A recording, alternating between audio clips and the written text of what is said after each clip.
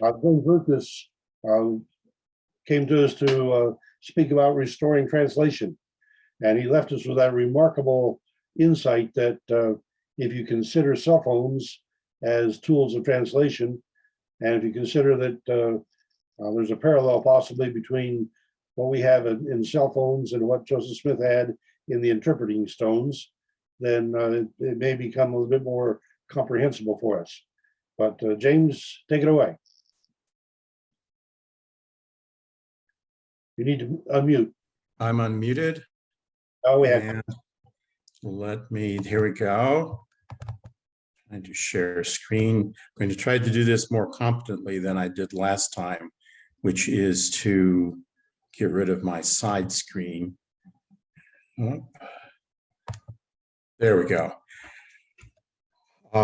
Okay, so briefly, this is part of a book that Jonathan Neville and I have written. The title of the book is Where Does the Book of Mormon Come From? A Neo-Orthodox View of Its Origins, Translation, and Destiny. So to summarize a longer presentation in a short time here, I have to, let's see, sorry, I'm not that adept as I should be at my PowerPoint. Oops, no, just bear with me.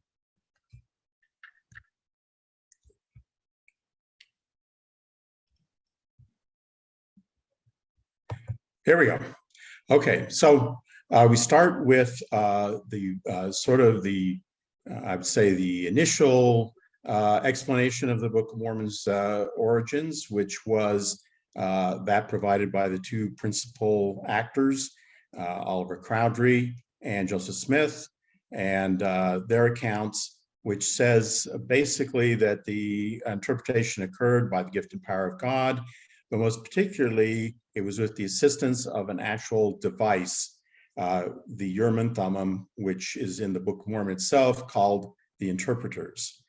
And that was Oliver Cowdery's statement, which was published in letter number 1, sort of the first effort to create a history of the church, of the restored church.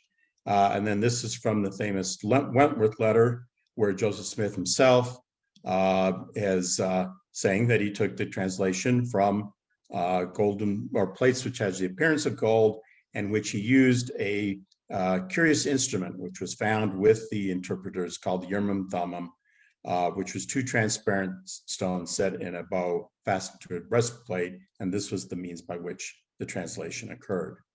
So that's the, if we will, the traditional translation, plates and interpreters interpretation of the method. Of course, that's been challenged in recent years by those who say that a seer stone was used, a seer stone in the hat. And so we have kind of, at least amongst believers and others, two contradictory narratives of the origins of the Book of Mormon. One that Joseph came by it by putting a seer stone, which he found during his treasure digging days, in a hat, and the other that he studied it out directly from the plates. Now, this particular illustration is missing the Urim and Thummim, but it's actually kind of hard to find people who have done illustrations with both objects, but that's the traditional account that Joseph and Oliver left us. So those who advocate, who kind of abandon the plates and the interpreters and say that the stone in the hat was the main use, kind of have, there's sort of 3 variations on their explanations. One is that Joseph was getting a word-for-word translation. We call that the mist explanation for mysterious, incognito, supernatural translator. In other words, somebody else translated it, who knows who. Second is what we call the shamanist interpretation, where Joseph was just getting general impressions and revelations and visions, but not some specific text. And then finally, we have to include in that the very large body of people who believe that Joseph just made it all up while his face was buried in the hat. So we composition, that's the composition explanation. So we approach this by examining that we would suggest, of course, there's tons of historical evidence and quotes and sources that can be looked to, and we look at those in our book. We've kind of come to the conclusion that the biggest piece of evidence is the Book of Mormon text itself. And we've highlighted 4 characteristics which we believe really are dominant in the Book of Mormon text itself. One is that the language does come from Joseph's environment.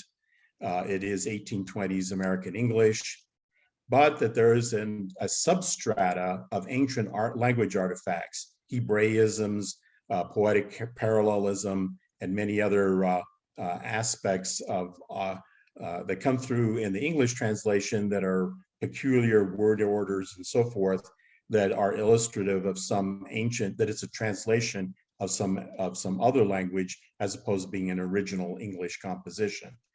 We also note that the book is extremely complex as a narrative and a structure from a literary point of view, that there's numerous details and so forth packed into its 500 plus pages. And the last characteristic is that it does make extensive use of the King James Version of the Bible. Now, not exactly, because there are obviously places where it varies the King James translation, but it's clearly tracking the King James translation when it uses the Bible, and there are extensive quotations from that. So we run through, and this is of course just summary, so we run through these 4 tests or 4 characteristics and compare them to the 3 different stone in the hat interpretations. At least that's how we analyze them. I'm sure their advocates would view this as an oversimplification, but for purposes of this presentation, we basically conclude that none of the stone in the hat explanations are adequate to explain all 4 dominant characteristics of the Book of Mormon text. So how do we come to understand the Book of Mormon?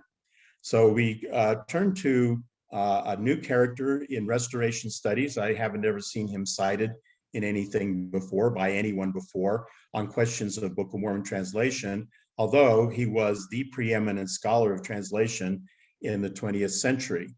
And that's the Reverend Dr. Eugene A. Nida, who is the Secretary General of the American Bible Society for over 40 years. He oversaw hundreds of Bible translations, and his theories have gone beyond just simply Bible translation to pervade the field of translation studies broadly.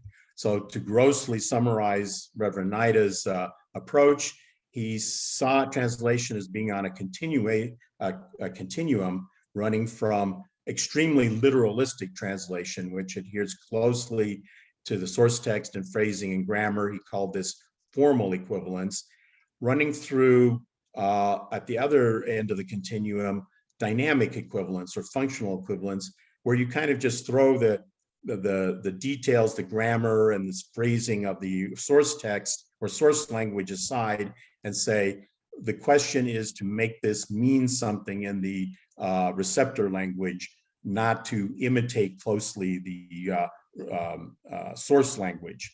And so that was his approach, and that has heavily influenced Bible translation in the times in the later part of the 20th century through to our current time. So we took his approach and basically said, how can we apply this to the Book of Mormon? So the first thing, just as a brief interlude here, as Paul alluded to, we argue that while the stone in the hat is a theory that has its origins in folk magic traditions in which the Smith family and other adherents to the Restoration were imbued, but that the actual description of the Urim Thummim comes much closer or is much easier to understand in terms of modern technology, where you can put an app in your cell phone and scan it over a text and get a translation. So we would argue that the interpreters or Urim Thummim, as described in the sources, seemed as fantastical in 1830 as a folk magic seer stone, but today would be seen as completely plausible in terms of modern technology.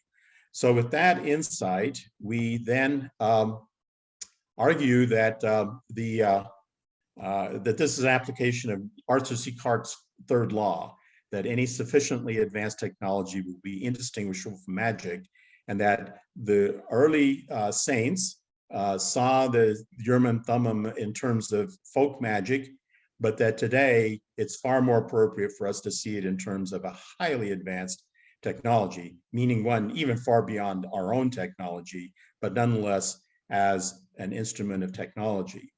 So we then put this together, that insight together with Reverend Naida's translation scholarship or theories of translation, and come up with this proposal for how the Book of Mormon is translated, which is that the interpreters, this technology that God had provided to Joseph, which had been on earth since the days of the Jaredites, gave a very literalistic, formal equivalent version of the Nephite text into English.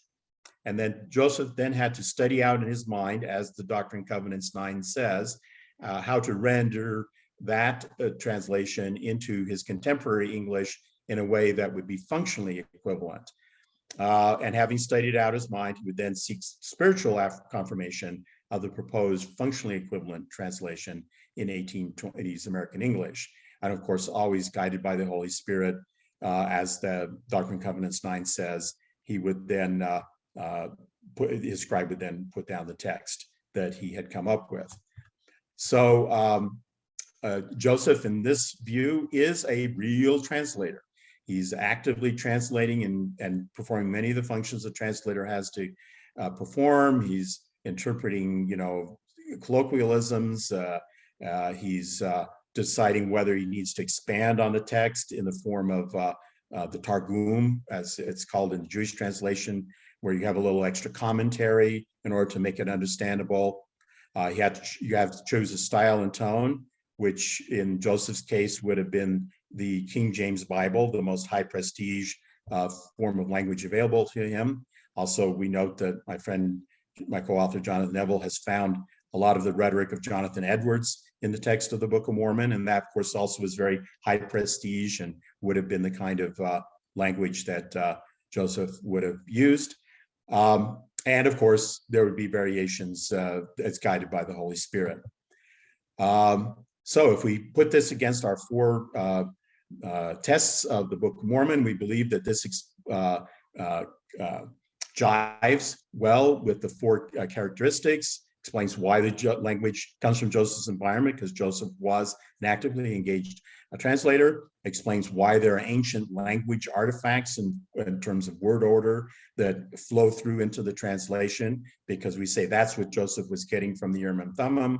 The fact that he was translating from the plates would explain how the complex narrative structure flows through, and it also the need to put it into a style as a translator that would have been acceptable to the receptor audience explains why it comes so close to the King James Version.